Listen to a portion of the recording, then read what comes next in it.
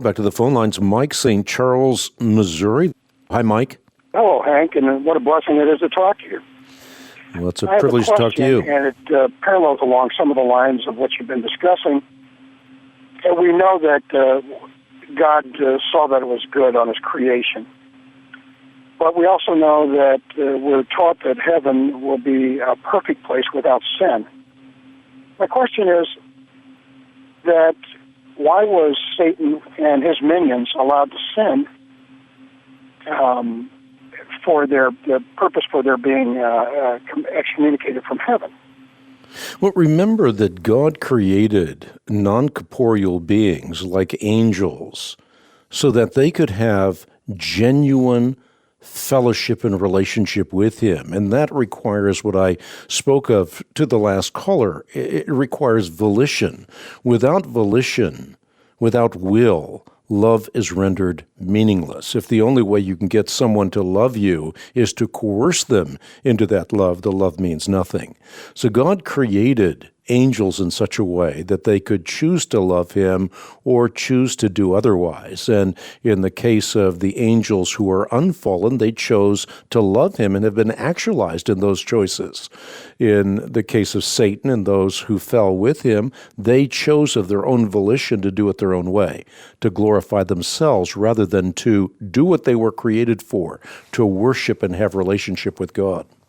Would I understand then that when we are present with him in heaven, there will be no ability to sin, though? That volition that you're speaking of, and the absence of sin would mean the presence of love. So the temptation or the will to sin would be absent when we're in heaven. And I was trying to differentiate.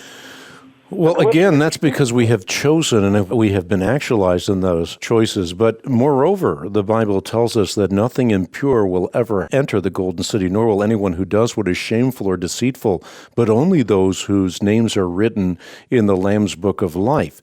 In the greatest size, we will no longer have the world, the devil, or the flesh to tempt us. Nothing impure will be there. Not only that, but we will then have requisite knowledge. We will be in the presence of the very one with whom we will have a relationship for all eternity and no longer be in that presence with a fallen or a marred imago Dei or image of God, but one that is resplendently restored. So the very thing that we were created to do will now have been completely restored. So our fellowship will be on a level that we can only get a glimpse of in this life. It won't be actualized until the life to come.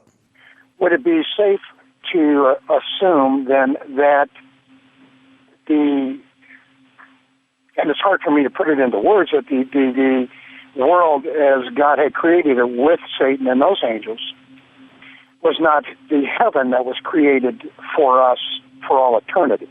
In other words, that as we saw that Adam and Eve had the free will to sin, and they did, that was the volition that you were speaking of, that the angels prior to the creation of heaven or to earth had the same ability as what we saw with Adam and Eve then. In other words, the heaven that we will experience with the second coming, and when Christ comes down to earth and creates that, is that different than that which existed at the time that Satan and his minions sought to put themselves above God?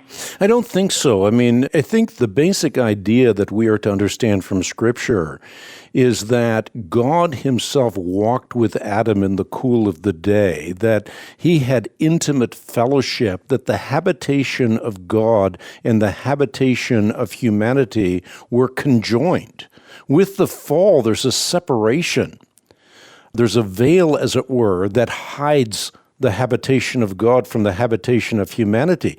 But when Christ appears a second time, that veil is removed and God himself will once again be with us. That's what Revelation 21 says. God himself will be with us. We will be his people.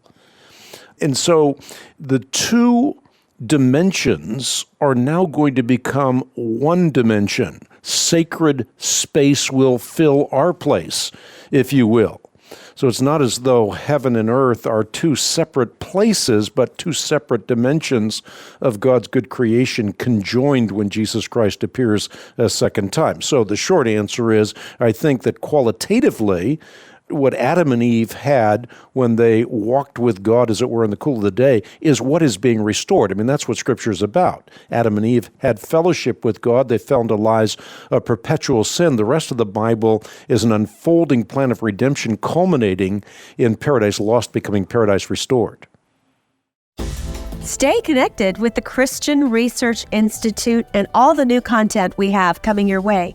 The best way to do that is to head on over to our website, equip.org. There you will find thousands of free resources right at your fingertips, from articles to video to audio, and it's all for free. Thank you so much for the ways in which you partner with the Christian Research Institute. We are grateful for you listening and reading and watching.